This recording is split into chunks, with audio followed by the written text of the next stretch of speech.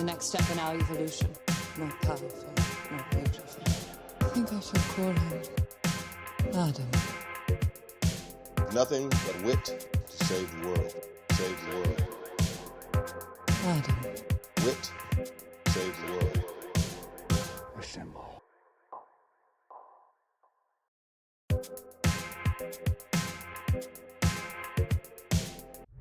Let me pop to mine too. We're gonna want that in the microphone. So we watched The Hunt. We watched The Hunt. I feel like before we get into the here's how I imagine it. We just kind of have a general conversation about like loose feelings, but I'm gonna tease you a little bit, right? I'm not gonna let you know if I loved it or I hated it. I think we should save that for the end. Yeah. So, I will say first and foremost, terrible first movie for a first episode because it is incredibly political. Very political. What a way to kick it off. I will say I knew that it was going to be political going into it. I'm going to go ahead and say, obviously we're going to spoil this movie horribly because at one point we're going to go almost beat by beat for the movie. But very loose, abstract spoiler warning, right? Like you know what you're getting into. I was not expecting the liberals to be the bad guy. Yeah, and I feel like that's half the reason this movie was controversial. That I felt like it was advertised as controversial more than I heard of any kind of controversy. Well, the trailer was like, "Oh, this is a conversation that people had of rich people hunting poor people." Yeah, I like that voice. Thanks. Which that is. That was general populace voice or like Fox News anchor. Okay, I like that. I like the spin on it. By the way. You're gonna want to go ahead and we'll develop these further, but go ahead and get a name. Go ahead and get an idea. Picture a haircut. That's all I really knew is what you're describing from the commercial, right? Like we're telling you that this is a controversial big deal, but it kind of just looks like a weird R-rated Hunger Games. I liked the twist on that. I mean, they made the liberals the bad guys, but they didn't really necessarily make the conservatives the good guys. No. You know? Yeah, they're still like they're stereotypes. They're dumb rednecks and you know that sort of thing. Besides the main character, of course. There's a weird thing in horror movies, right? It's not really weird, but usually there's a good guy and a bad guy. A person you want to win, a person that is trying to affect this other person from winning. Pretty much everybody in the movie was a bad guy in their own right, or not a hero by any means, other than our hero. Yeah, I don't think Crystal's the lead. Crystal was a pretty good character.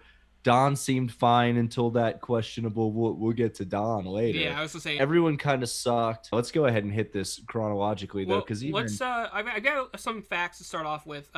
Before we get too much more into the plot, it was directed by Craig Zobel, which he's done some other movies, but I haven't seen any of them. He's done a few episodes of TV. He did 3 episodes of that show, The Leftovers. I like. He did 1 episode of Westworld in season 2. Like that, which is the Akane no Mai, which is the episode with Cream by Wu-Tang. That cover. Okay. So like a really good episode with the Shogun world. Shouts out to our new segment, 5 Degrees from Wu-Tang.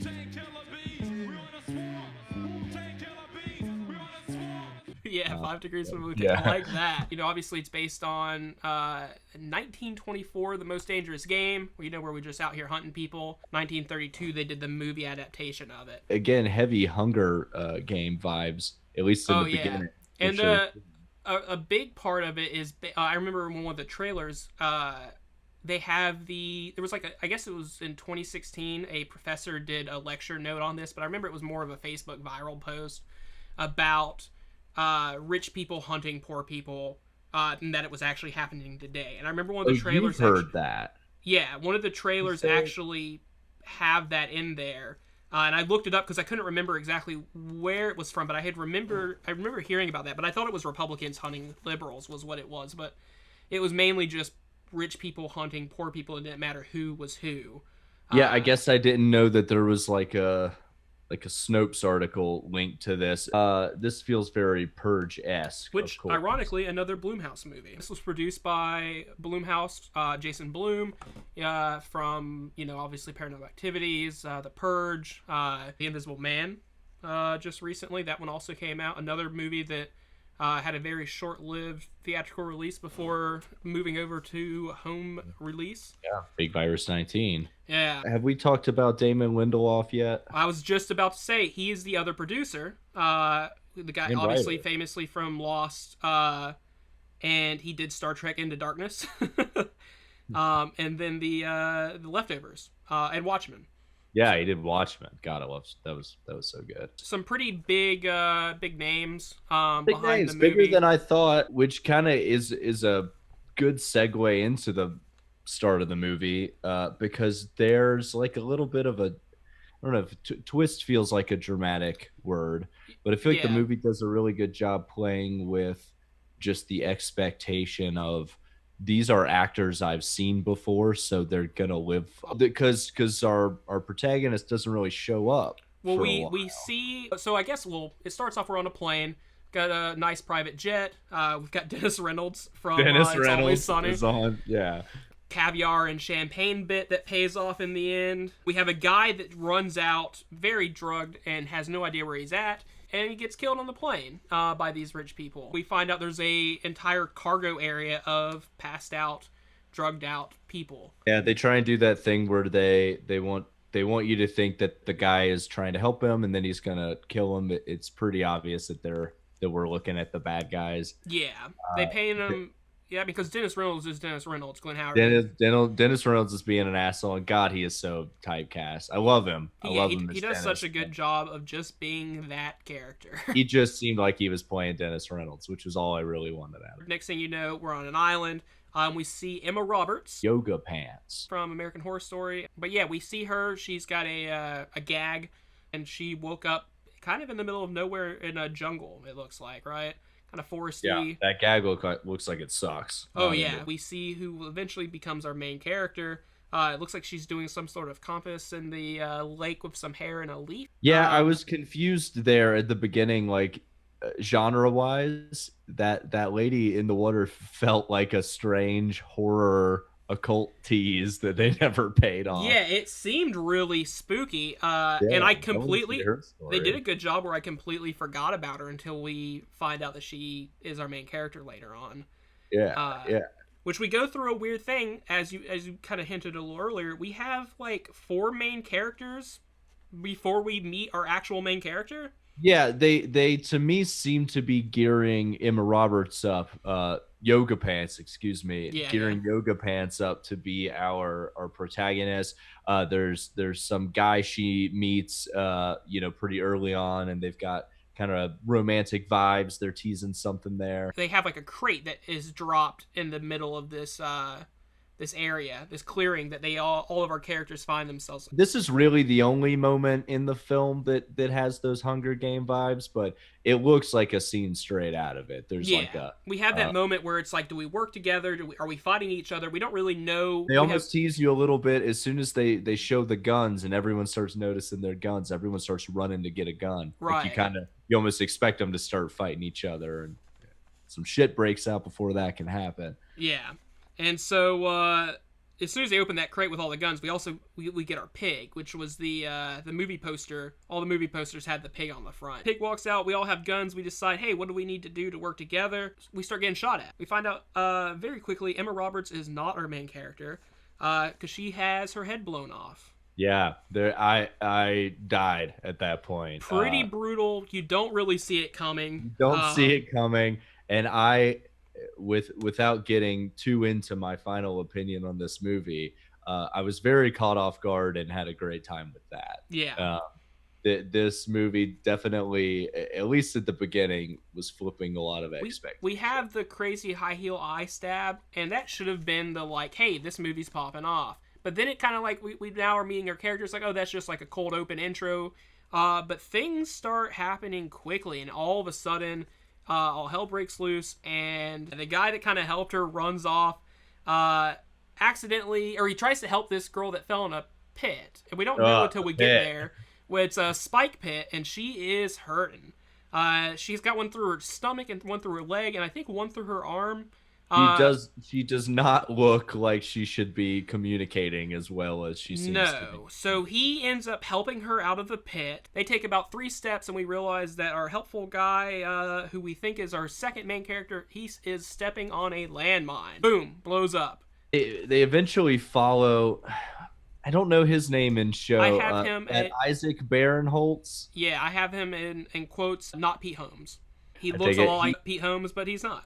IMDb has his character listed as Staten Island. They didn't really get into a lot of the nicknames. I'm trying to remember, there's this other guy. Is he paired? The guy on that is basically Alex Jones. Yeah, I have him as White Uncle Phil.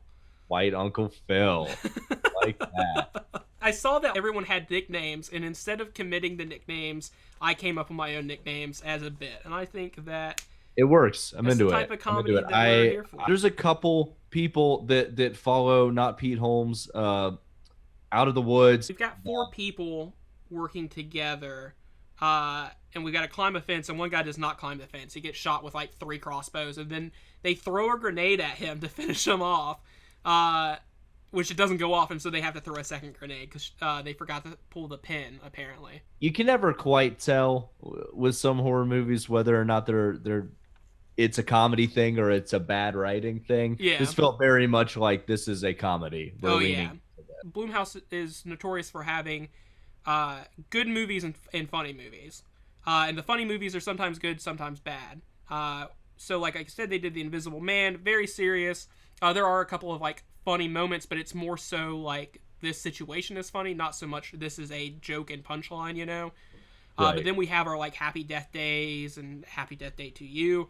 Which both of those they end up being good movies. I was kind of surprised. Those are also just very funny to be funny, and then scary things happen. This one is definitely more on the funny side. So we find this gas station. Gas station clerks seem to be completely oblivious as to what's happening, but they say that we are in Arkansas. Right. Yeah. As the scene escalates, you get some vibes that these guys are not who they say they are. Yeah. I think, they definitely make you question it a little bit at first, but I think they turn that dial up pretty quick. Our 2 people that are with not Pete Holmes are in the back. One's eating like powdered donuts. All the food in the gas station is poisoned. They put on gas mask and then throw out poison gas. We now have killed 3 people. They do a really great, like a really fast cleanup job on that. Oh yeah, they just kind of dragged them to the back. We finally get our lead character. By this point in the movie, I'm having a blast. Like I love they keep setting up new leads and taking them down. I have no idea what's coming next. We've got kind of a fast and loose approach, so literally they can do anything and we're on board, because know, like if I don't like this, it's probably going to change in 10 minutes. You can tell when Crystal gets in there, they're definitely framing her a little differently. She's quiet. She doesn't seem taken aback by the situation at all. She goes in there and she doesn't ask for help like the people before. She just asked to buy a pack of cigarettes. Yeah, and they say that she's in Arkansas. Yeah, and she great scene. Yeah, she puts together realizes that the price of cigarettes was too damn high for Arkansas. We take out the older gas station clerks. We find the dead bodies in the back. At this point, you're expecting that she's like military or something because she wrecks that couple. She grabs the gun from behind the counter.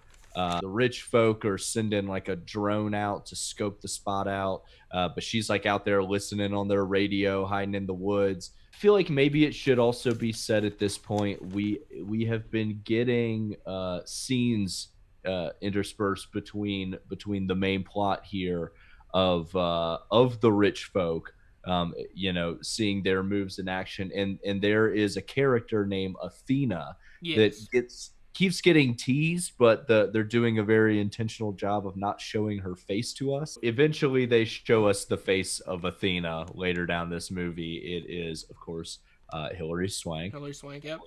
I couldn't tell at the beginning of the movie whether they were avoiding showing us Hilary Swank to kind of make her seem like this supervillain. There was a conspiracy theory about Athena having a manor where she went and hunted the political right I guess they never quite put. I guess they kind of leave it up to your own verbiage to define these people.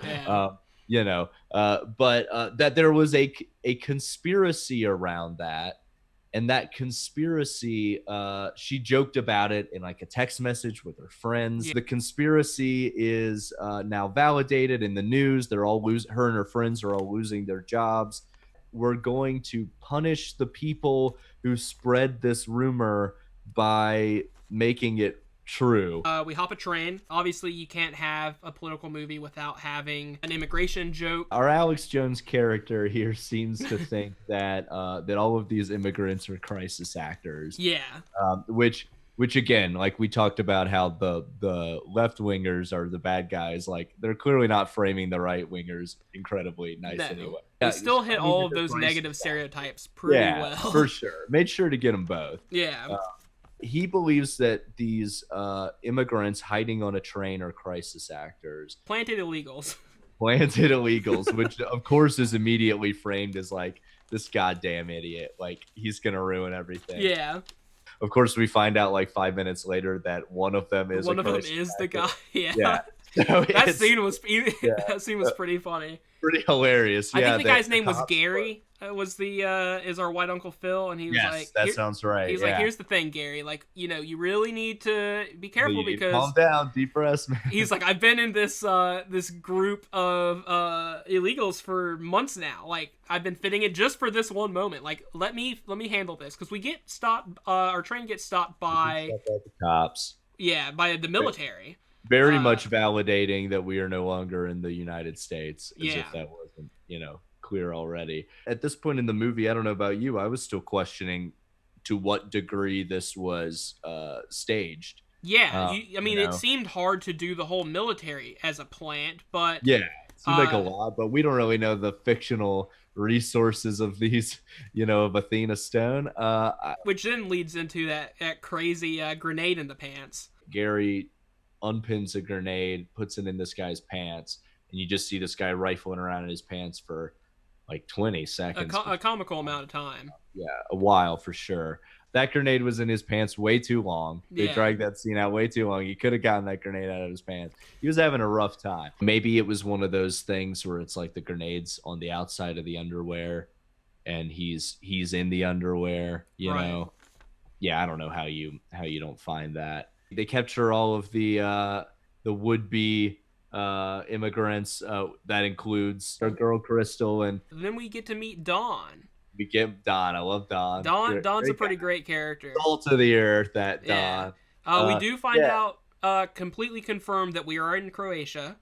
We get Croatia. These cops are like, they're not having it. They're not giving her any info. They're not going to call the embassy. None of that. Again, myself, I'm still very much questioning like how much of this is real, and you can tell that she is too. She's not really telling them much about like she's certainly not saying she's been hunted by a bunch of people. Yeah, because if they bring that up to her, and then that's when we find out that they've already heard the story. Yeah, and it's from our boy Don. Hunted like Don. Yeah. They pull. We never really talked about Don at the start of this thing, but the Don had a brief appearance. I guess helping out. Her name Emma Roberts, Yoga Pants. Yeah. He seemed very much like Gary. Yeah, was making sure she had a gun and felt comfortable. That's when she says, "Oh, I can't do that," and he does his finger. He does the point. Come here thing. You know how to do this, right? It's like you can shoot a gun. Yeah. Like, all right. So Don has been framed for sure as like he's an old Southern guy. He's got a little twang. He could be any of our grandfathers. Yeah, but he's a super nice guy. Seems great. You want him around? I'd invite him over. Yeah, I'd hang out with Don. Hang out with Don. Yeah. So we're getting Don. Don is kind of our the Robin to Crystal's Batman. Yeah, he helps out in the upcoming scenes. That pig hold was essential. I guess that's kind of. So we have an embassy guy who's framed as a U.S. embassy guy. He comes in, gets Crystal and Dawn, says, "Hey, I'm going to take you to a plane. We're going to get you out of here." The guy says some things like, he was like, "Why do you think they're hunting you?" And Dawn's like, "I don't know. They're crazy." And the guy's like, well, there's probably something you've done, right? Like, he's really trying to see if they'll, like, admit the error of their ways. Yeah, again, they're going to shame you before they kill you. Yeah, well, they want to make sure you know that you're trash, because it seems like that's what they're trying to do. Well, yeah, I think it's kind of taking a jab at that sort of elitism attitude again, right? Yeah. Of like, that sort why of, did I deserve this? Like, I'm going to talk down to you and very much make you feel like you're beneath me a little bit. But yeah, it's pretty funny. That was the sickest move. Crystal grabs, she just kind of turns to the side, grabs the handle above. She's in the passenger seat. Grabs it with both hands, picks her body up. She does it like kind of slowly. Yeah. Picks her body up off the chair and then just kicks what's his name out the fucking door. Yeah, the embassy guy. It was so good. And it was so fluid too. So fluid, yeah. You know, that this is, I think, the point in the movie too, where Crystal kind of opens up and says that she's kind of a nobody, right? Yeah, she just we get the tortoise and the hare story from her. Yeah, which we'll get there in a sec, but I guess mostly kind of saying I was a little confused. She is good at killing people. She is good at staying alive, and the whole movie well, she's got an army background. They do say that. Yeah. But yeah, she is no super soldier, just a rental car agent. Yeah. Oh, and then also when she kicks the embassy guy out of the car, they don't just keep driving, right? She gets in the driver's seat pretty fluid. She then reverses the car, runs right over his head. Right over his head. Yeah. Don's losing it. It takes a dead Gary in the trunk for Don to settle down. Yeah, that kind of slap in the face metaphorically to get him back in the game. Then Crystal gives her that it is the tortoise and the hare. She calls it the jackrabbit and the box turtle. Yeah. Like that. And then it gets a little wild at the end of the story. Yeah, where it is. The rabbit comes back for revenge and murders an entire group of people. Yeah. Which really paints a picture for this next scene. Where it's a very I don't remember the quote exactly, but she drops like the hare always wins or something like that, and Don ponders aloud. Who are we the hare in this situation? Are we the jackrabbit? Yeah. And then we soon find out that we are indeed the jackrabbit, because starting off this little shindig with the death of Dennis Reynolds. Let's take a piss in the woods, classic move. Don, it's one of those things that makes no sense in the real world, because you know, he walks out into the woods to pee and Don is just already exactly where he was going to be. Yeah. But the camera puts a light on Don and he's just standing there with the pig in his arms. Yeah. Just like a classic, hey, man. Yeah, Crystal wraps around. And I was a little disappointed. I mean, you know, Crystal gives him a good throat slit. Yeah. Dennis is just down. I don't know what I was expecting, but I wanted more. Look at me when you're killing me. You know, kind of thing. Good. God damn it! Right before. Yeah, pretty quick death. Dang. All right, we're in the bunker with the rest of the group, and we take them out. Crystal gets in there, and she really goes down on these people. Don was great with the pig, but he is nowhere to be found. He is nowhere to be seen. And also, rest in peace to the pig, because the pig gets shot up. But I was kind of sad to see it, honestly. We have like a military guy that has trained these people. We save him for last, with Crystal asking him, hey, you know, why is this happening? And so we kind of get what we think is like the last little bit of the plot we need. We find out like why these people are being hunted. You know, everyone lost their jobs, like we mentioned earlier, because of a few Facebook posts. And so the people that made the Facebook posts are the people that are being hunted. We do get some final words, I think maybe right before Dawn enters the room, of her talking to Tears of the Sun guy, just trying to get some more info on. He says that Athena's been training for the.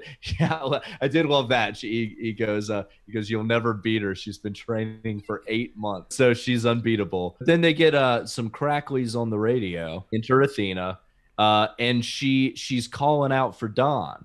She's telling Dawn, that asking Don if they've taken care of business. We're confused. Is Don one of us? Is this Don we've known this whole movie? Yeah, has he actually been a bad guy this whole time? Crystal's got a gun on him. He's got a gun on Crystal. Crystal makes him reply.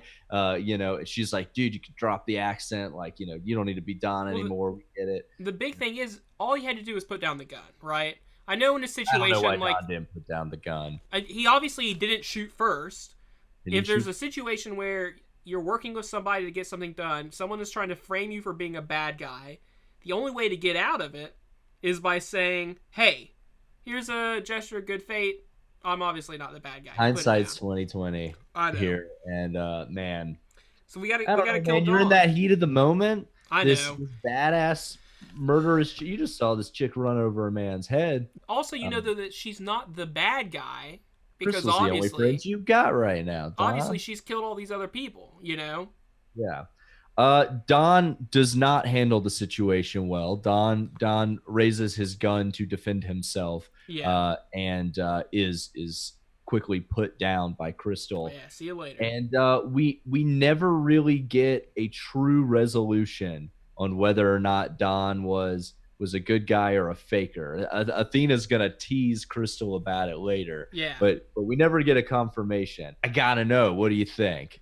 I don't think that he was, because we then got like. You think he's a good guy? I think he was one of our heroes, and I agree. I think he was one of the hunted, not one of the hunters, because his picture is on the board when she walks in and sees. That was my thought too. Yeah. It looks like he's among the 12. Yeah. Yeah, I'm very justice for Don over here. Very team justice for Don. The movie at this point is very blatantly gearing us up for the final boss battle. Big boss fight for sure. Yeah. Athena just straight up tells Crystal, "You got to come get me. Come get me."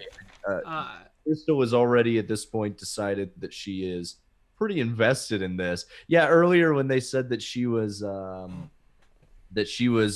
rental car driver, she just says, yeah, maybe like I can do something today. She just seems like she's got a boring life, and this just seems like a fun little change of pace. Crystal meets Athena face to face. We find out little oopsie. Crystal isn't the right Crystal. Not even the right Crystal. So we find out that someone named Crystal was the person that left a Facebook comment saying, hey, Athena needs to be fired from her job because she's killing Republicans. She needs to be taken out.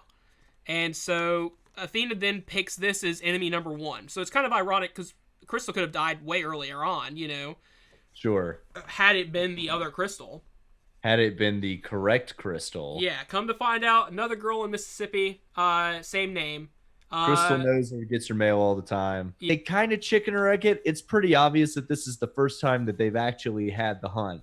But but it's not just these people being accused of this. There's the accusation that just rich people in general are hunting people, and then these people leaned into it, and their text exchange got out there, and so they became a face of enemy number one. And so I guess the best thing you can do in that scenario is fulfill the prophecy and create the hunt. Yeah, and it leads into this really sick knife fight that we're about to get into. The fights and the killings in this movie have been really great and really fun so far. Really, the knife really fun. Goes on for so long. I love fight scenes between two people that aren't necessarily fighters. Where there's always that pause where it's just like, I just need a minute. They do that a couple times. I love those. Yeah, they both take a little pause. They fell through a table, they fell through like a glass fireplace, they fell through a window, and then when they're about to go through the kitchen door, they both pause, and I think it's Athena that goes, please, no more glass. And I thought that was pretty great, too. Someone's going to have to pay for that at the end of the day.